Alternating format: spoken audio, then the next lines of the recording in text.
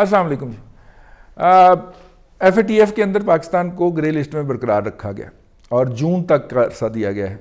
اب ہم بیٹھے ہوئے فروری میں. پہلے 3 مہینے کا دیا جاتا ہے, اس دفعہ 4 مہینے کا عرصہ دے دیا گیا ہے ریویو کے لیے.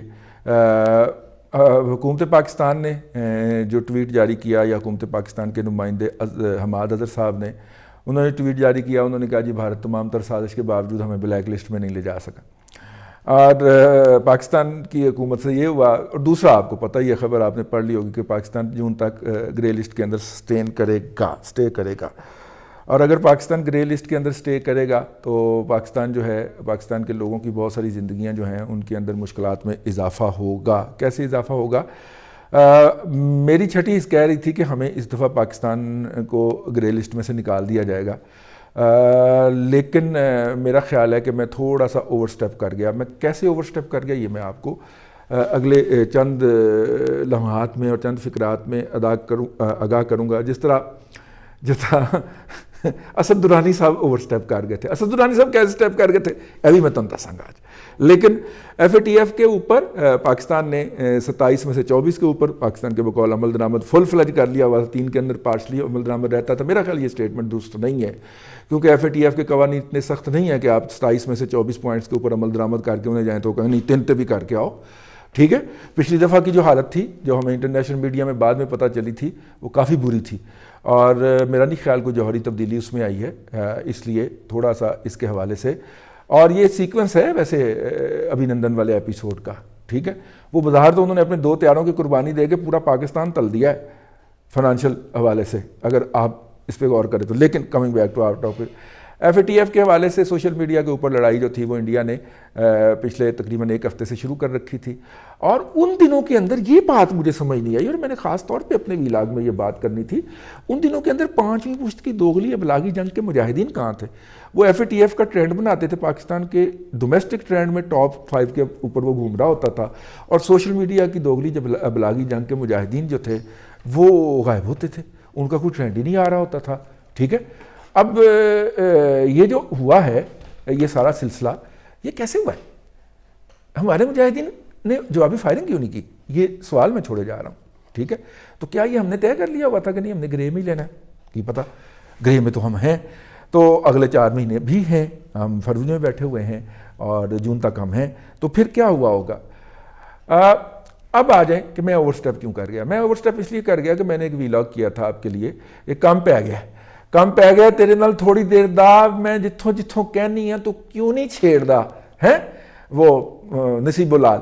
تو کام پہ آ گیا جی ساڑھے نال, تو لہٰذا ہوں ہمیں رائتیں ملیں گی. تو ان رائتوں کا پہلا ہمیں نشانہ نظر آیا کہ سعودی عرب نے کہا کہ چل یار 2 ارب روپیہ جو ہے نا وہ ٹھہر کے دے دینا تسی. ٹھیک ہے, یو اے ای نے بھی یہی کہا کہ باقی کا 2 ارب جو ہے نا وہ, یار سعودیہ نے کہا باقی کا 2 ارب, اور یو اے ای نے کہا یار تم 2 ارب رکھو یار, ابھی کوئی بات نہیں ہے, رکھو بھائی ہو تم ہمارے. ٹھیک, اب جب انہوں نے یہ کہہ دیا اس کا مطلب ہے کوئی جوہری تبدیلی بیک اینڈ کے اوپر ہو رہی تھی. اور جوہری تبدیلی کیا ہو رہی تھی کہ بائیڈن صاحب کہتے ہیں جی ہمیں دوحہ معاہدہ قابل قبول نہیں ہے, اور اگر دوحہ معاہدہ قابل قبول نہیں ہے تو افغانستان کے اندر جو ہے وہ پھر کوئی پنگے بازی کرنے لگا ہے امریکہ. اور اگر امریکہ افغانستان کے اندر پنگے بازی کرنے لگا ہے تو ہماری مرضی کے بغیر تو نہیں نہ ہو سکتی, ہماری اسسٹنس کے بغیر تو نہیں نہ ہو سکتی. تو ہم اس کو یہیں پہ چھوڑتے ہیں, بہن مار دے بڑھانے ٹانکے لگ جاتے ہیں, اس کو یہیں چھوڑ دیتے ہیں. ہم چلتے ہیں جناب مشرف صاحب کے دور کے اندر. مشرف صاحب کے دور کے تاریخ ہے اپنے ہاتھوں سے لکھی ہوئی. ٹھیک ہے, جب ہم نے گھیرا پا لیا مشرف صاحب نے امریکہ کو, اور امریکہ بہادر جو تھے وہ کیا نام تھا اس کا, بلا, ایک تو بلا گیٹا والا ہے نا, تو ایک جو بل کلنٹن تھا وہ بھی آدھے گھنٹے کے لیے اپنے سفارت خانے میں اسلام آباد میں آ کے واپس چلا گیا, اور ہمیں مشرف صاحب کو جو ہے وہ قانونی جواز مل گیا کہ اب تو امریکہ بھی ہمیں مل گیا ہے, امریکہ کا صدر دورہ کر گیا. تو اس کے بعد ہم نے ان کو مختلف تجاویز پھینکنا شروع کی نا, کم خطرناک ہو جائے گا. ہاں مشرف دی باقیاتی حکومت نے, چلو ضیاء الحق وال چالنے, ضیاء الحق کا دور, طریقہ واردات کا ہر دفعہ ایک ہی ہوتا ہے. وہی طریقہ واردات ایک ہی ہے. اسی ضیاء الحق کا دور کر لینے ہیں جی. ضیاء الحق کے دور کے اندر جب کیسپر وائن برگر جو تھا وہ ضیاء الحق سے مل کے گیا اور اس نے اپنی آپ بیتی میں لکھا کہ میں جب طیارے میں واپسی کے لیے فیلکن میں بیٹھا اور میں جہاز سے باہر دیکھ رہا تھا اور سڑک کے وہ ایئرپورٹ کے اوپر مجھے لوگ نظر آ رہے تھے جو کہ بھاگ دوڑ کر رہے تھے اور میں سوچ رہا تھا کہ ضیاء الحق پاگل ہو گئے ہیں, یہ دماغ خراب ہو گیا, یہ روس کے ساتھ ٹکر لینے کی بات کر رہا ہے. ٹھیک ہے, اسے یہ سمجھ نہیں آئی کہ ہم اسے گھیرنے کی بات کر رہے تھے, گھیر کے لائیں گے تو پھر ڈالر آئیں گے نا. ٹھیک ہے, تو پھر گھیر کے ہم اس کو لائے. اس نے کہا ہم نے نہیں آنا, ہم نے بندے نہیں دینے.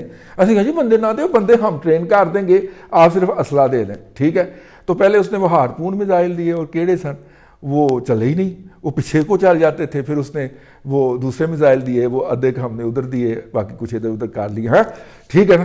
تو وہ پھر ان دنوں اسلحے کی بلیک مارکیٹ کے اندر بکے بھی بہت تھے, دنیا کے اندر بڑا نام ہوا تھا ہمارا.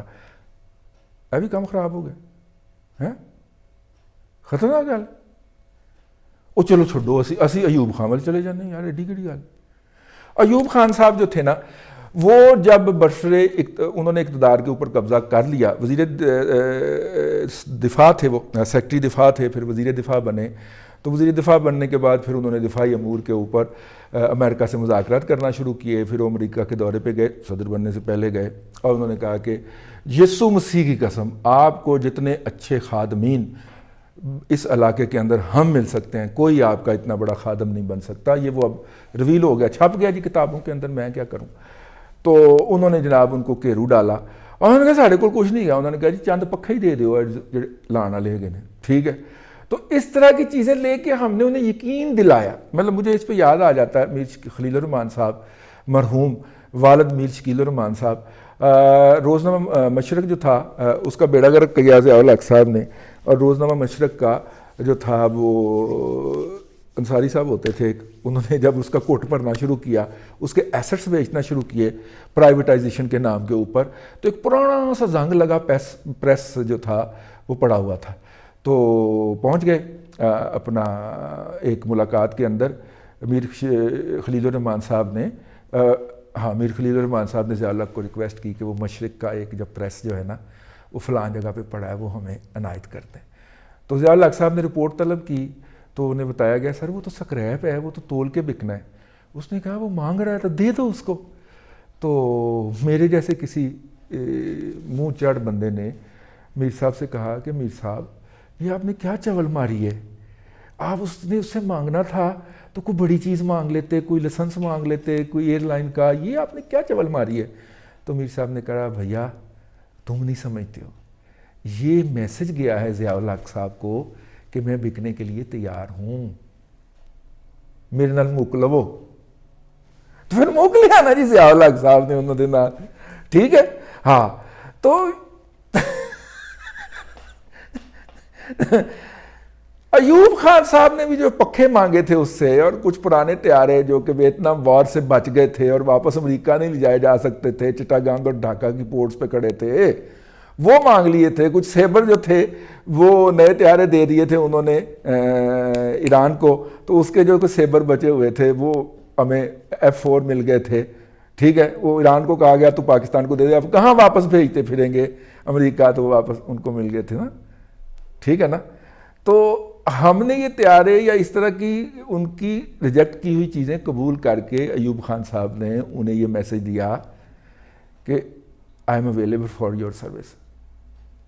ٹھیک ہے, اے بھی کام خراب ہو گیا یار, ایمان نال تسی تے کوئی بولن ہی نہیں دیندے, میں تو بولدا ہی نہیں, اے ویکھو بس کرو جی, اے کام ختم کرو جی بس. میں کیا کروں یار, میں تو تاریخ پڑھ رہا ہوں, تاریخ کی کتابیں جو گوروں نے لکھی ہیں. ٹھیک ہے, ہمارے ہاں تو مطالعہ پاکستان لکھا گیا, تو گورے نے لکھا, میں وہ پڑھ کے تہاڈی خدمت وچ پیش کر دینا. میں تسی سائیں ہر جگہ تے مینوں پیٹ دے ٹانکیاں دی یاد دوا دیندے ہو, میں نہیں پڑھتا بھائی, بند کریں بھائی. فیڈ بیک دینا چاہیں تو نیچے ای میل ایڈریس لکھا ہوا ہے, اور نیچے ہمارا وہ FATF درمیان میں رہ گیا. اب دیکھیں نا, افغانستان میں کام پڑ گیا. ٹھیک ہے, اور افغانستان میں جب کام پڑتا ہے تو پھر ہم کہتے ہیں کہ یہ انڈیا جو ہے نا یہ آپ کا بچہ جمہورہ ہے, تو اس کو ہمارے پیچھے سے اتاریں. تو پھر وہ ہم نے معاہدہ کر لیا نا جی, LOC والا معاہدہ کیڑا کیتا پڑھنا, جڑا مشرف نے کیتا سی. مشرف نے افغانستان میں خدمات سر انجام دینے سے نہیں, مشرف ہی نہیں ذکر کرنا. چلو جو ضیاء الحق صاحب نے جا کے تو جوائنٹ ڈیفنس کی پیشکش کی تھی کہ ہم دونوں مشترکہ دفاع کا معاہدہ کر لیں, جس پہ راجیو گاندھی نے کہا تھا اگینسٹ ہوم. نہیں, یہ بھی نہیں گل ٹھیک. اور چلے جوائنٹ ڈیفنس کی بات جو ایوب خان نے کی تھی جا کے وہ شاستری کو, تو اس نے کہا تھا اگینسٹ ہوم, نہیں نہرو کو کی تھی تو اس نے کہا تھا اگینسٹ ہوم. یہ بھی گل خطرناک ہے. چھڈو یار, تہاڈے نال تے گل کرنی بنتی نہیں. ایویں ہی میرا مطلب ہے تسی چاہتے ہو کہ میں سیدھی سیدھی گولی کھاواں. نہیں بھائی, گل ختم, گل ختم. نہیں اسی نہیں کرتے, کھیڈتے ہی نہیں. فیڈ بیک دیو جی, تھلے فیڈ بیک دیو, ٹھیک ہے, کوئی ڈرامہ شرامہ نہیں چلے گا. FATF تو سیز فائر وہی جڑا ایوب مشرف والا بھی چھڈو پر. اللہ آپ کو ثانیہ عطا کرے اور ثانیہ خلق خدا میں تقسیم کرنے کی توفیق عطا کرے.